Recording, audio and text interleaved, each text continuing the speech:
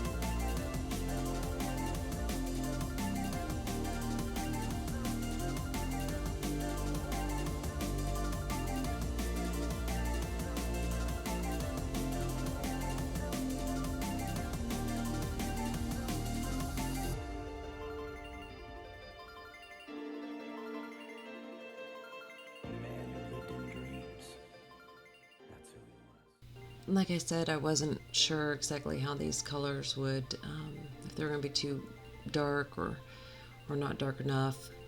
With this particular wood, and I don't know if this is with all of them, and because I burned it, the color doesn't soak in, I guess as well. I don't know. I'm not, I don't do this much, so I guess during my learning curve of actually doing it, I'll probably come to the understanding as why, but the color ends up not being as bright, or I would say as saturated, which is fine because it was kind of the look I was going for. I wanted it to look like it was watercolored. When I first finished, I was like, oh, that just might be too much. But after going over it with some abrasive paste and just doing a food safe finish on it, it had diluted it a little bit, the color, after it soaked in and dried and everything. Of course, this is water-based and it's water I'm using, so it looks a lot darker, which was fine for this particular project, like I said, because I wanted the watercolor look. But if you're looking to have more of a saturated type effect, maybe allow that to dry before you go and put a finish on it. Of course, I did allow it to dry before I put a finish, but I was happy with the results of it looking diluted. As you can see, I'm kind of just using water to spread out the colors to make it look like it's more of like a watercolor painting. So just keep that in mind when you put a finish on there. Yeah, it will make the colors pop. Sometimes it causes them, or maybe because the wood soaked it up and it's a water-based color, it wasn't as vibrant as it is now. And you'll see the pictures towards the end, it's not as, the colors are not as vibrant.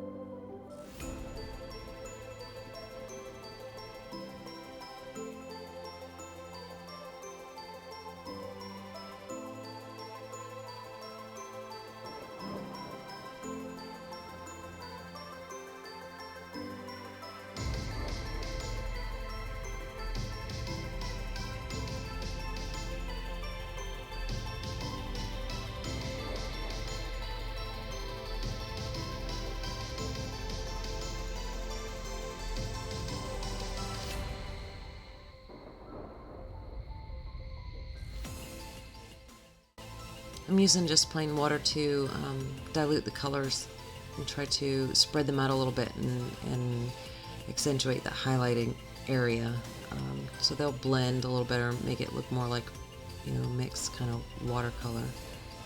So I'm just using some of the paint that's on the brush.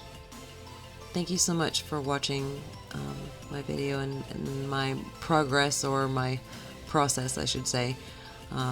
It's not something I normally do. It's my very first try in trying to do watercolor over a burn, so I hope that it gives you guys some ideas, maybe spark some creative flow in you, and I can't wait to see what you guys come up with. So if you'd like to email me those images of things that you might have done on your own projects, check out in the description below. I'll have my email address. I pray you guys have a blessed week and take care.